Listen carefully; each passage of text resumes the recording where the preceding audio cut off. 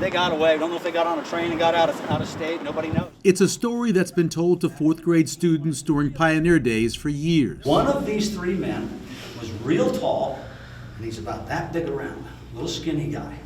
So his two buddies lifted him up, and he was just small enough to worm his way through that hole, drop down out there, and he pulled the levers and opened this door. No, they came right up through here, went around the building, and then back in the 30s, they had this canvas hose that went all the way up down inside the building, so if they had a fire up here, they could just hook to that. Well, these three guys went over there, slid down that canvas hose, ran off, and nobody ever saw them again. Not quite. In fact, one of the three jail escapees was caught. His name, Lester Irwine, the grandfather of Rich and Randy Lewis. And they talked about, what kind of mischief did he get up to, and he admitted to jumping trains and riding them around the country and that kind of stuff. But when they kind of pressed him about, well, was there anything else? He kind of said, well, no. And was it just something you don't want to talk about? And he kind of chuckled. He goes, oh, yeah. The story was always that, one time his brother and he got in trouble and they were in the jail here, and that they'd go up on the roof and sing. The three men arrested for stealing tires were Lester, his brother Ollie, and their childhood friend Alfred Clausen. Randy has an idea of which man was thin enough to slide through the small hole in the bathroom. I looked that up, and Ollie was actually thinner than him. I think they were about the same height, but Ollie was about 10 pounds lighter, so it may well have been Ollie that did the... And Ollie typically was the one who was... more mischievous. Yeah.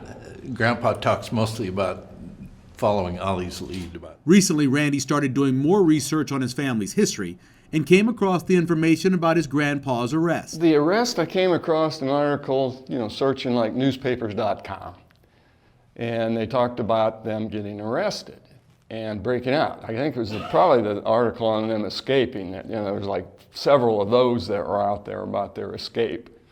And I got to thinking, well, they must have followed up. They couldn't have just let these guys go, and not pursue them and this kind of thing, but I couldn't find anything. His daughter Carrie then contacted the Sarpy County Museum because she heard they had some records that might help. Corey Rose, executive assistant of the Sarpy County Museum, started looking for the information. Okay. This was my first one, so you have all the experience. Yeah, right. As a first research request, this was a great one for you. But it's hit or miss. Sometimes we strike out, sometimes we find a few documents, and sometimes we hit the jackpot. We have district court records from 1856, really the beginning of Sarpy County's history, to the 1970s.